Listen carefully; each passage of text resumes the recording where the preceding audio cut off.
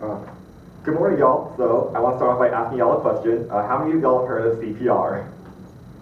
I guess all of you, huh? So the next question I want to ask then is how many guys of you know how to perform CPR?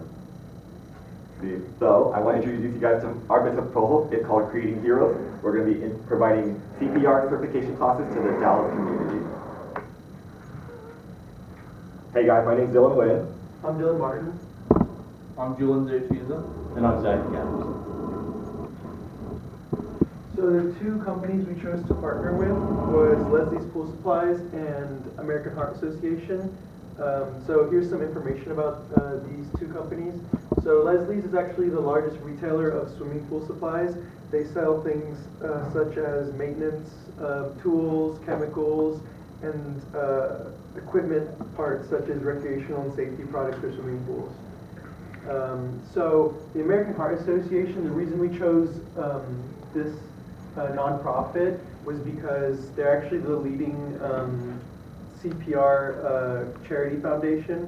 They have a mission statement where they explain how they're hitting the road to save people, to save lives with hands-only CPR.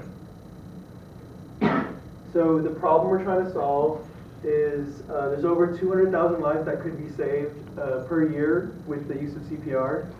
There's 360 deaths due to drowning. 46% of Americans don't know how to do CPR and are not certified. Another problem would be brain death. So brain death occurs 4 to 6 minutes after the heart stops beating, and this is the prime time when CPR needs to be conducted. These CPR classes will solve a big problem with a lot of people in emergency situations where nobody really knows what to do, and that's a problem that could be solved through CPR. I think it disconnected from the computer. I heard it disconnect 3 times. It's okay. The solution is actually pretty easy. So what we're going to do is that we're going to provide free CPR certification classes for the Dallas community. It will be held within the Dallas area, so we thought the best place to hold it would be at the Marriott Event Center. That way we can accommodate a lot of people. For our timeline, it's going to be held during CPR and AED Awareness Week. That's the first week of June. That way we can market it to a wider audience and be able to attract more people. And we plan to train up to 200 people per day across 2 sessions. The first session will be happening at 12 p.m., which is around lunchtime. That way people have an hour if they can spare it for the CPR certification class. And another time will be at 6 p.m., which will help accommodate for everyone coming after work, and that way they will have time to come to the class. So what is CPR? Like I said earlier, it's called cardiopulmonary resuscitation. Breaking down that word, cardio means heart, pulmonary means lung, and resuscitation means roughly to restart. So this is a life-saving procedure that's performed when the heart stops beating. This actually improves chances of survival by 30%, so it's a really useful skill to learn. And this can be performed by anyone, that includes the elderly and females, as well as on anyone, which includes children and infants. How it works is when your heart stops beating, that means the blood's no longer going through your circulatory system, and the blood in the brain will slowly and eventually run out of oxygen. This is bad because the brain cells will start dying, or in lesser cases just cause irreversible damage to the brain. But since there is oxygen located in the blood, stored in the rest of your blood vessels around your body, if you're able to move that blood up to the brain, you'll be able to deliver the brain with fresh oxygen, keeping it alive.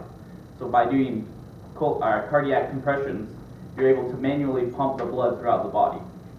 Additionally, you can combine this with respiratory breaths, which will eventually, when you're doing the heart compressions, the oxygen in the blood stored around the body will eventually run out.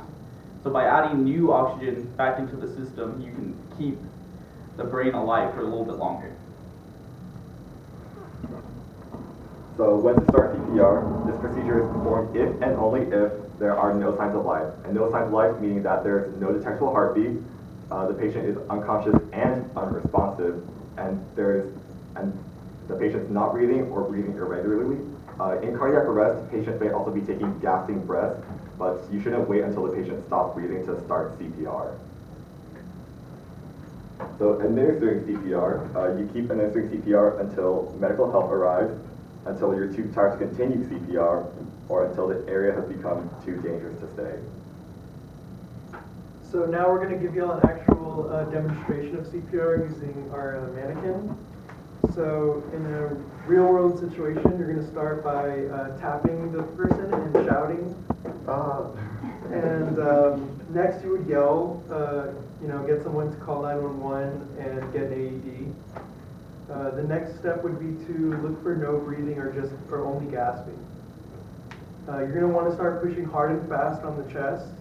And you're going to want to push down 2 inches and let the chest come back up to its normal position. Try not to push on the, if you get tired, it is a very tiring procedure, try not to stop pushing for more than a few seconds. You're going to want to open the airway after 30 compressions and give 2 breaths. Then you're going to want to return to pushes. You're going to do 5 sets of 30 pushes and 2 breaths after each one.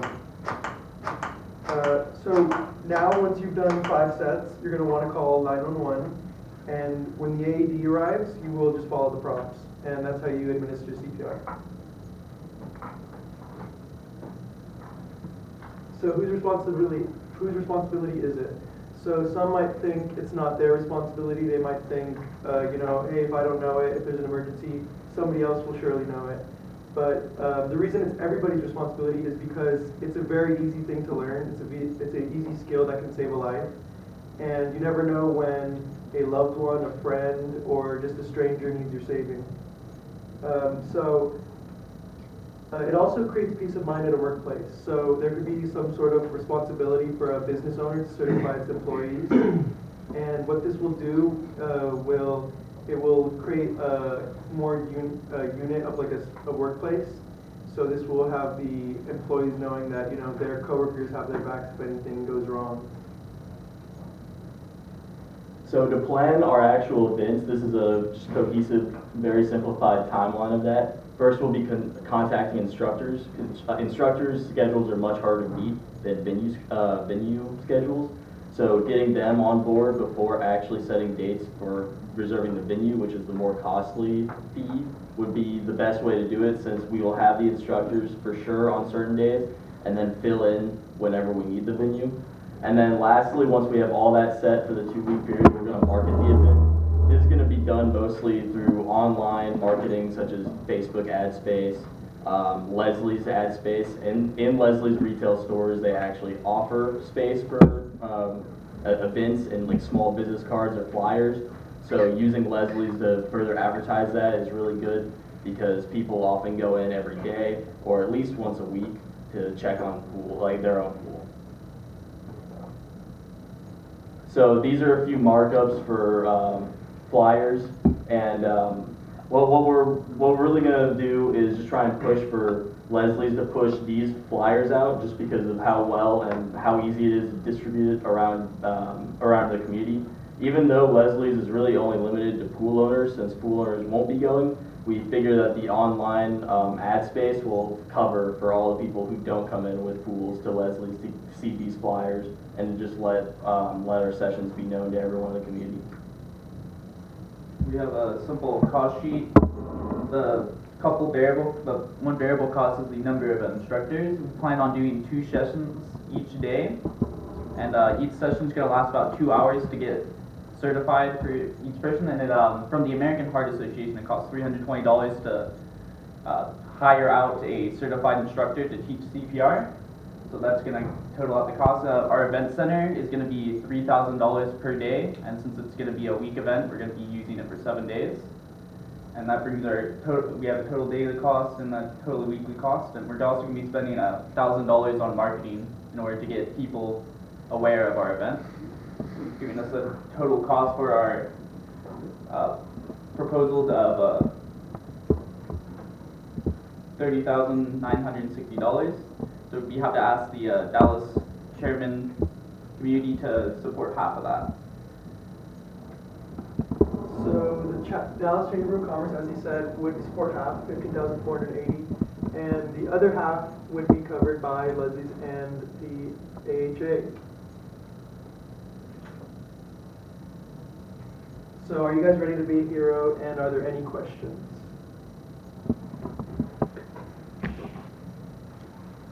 Huh?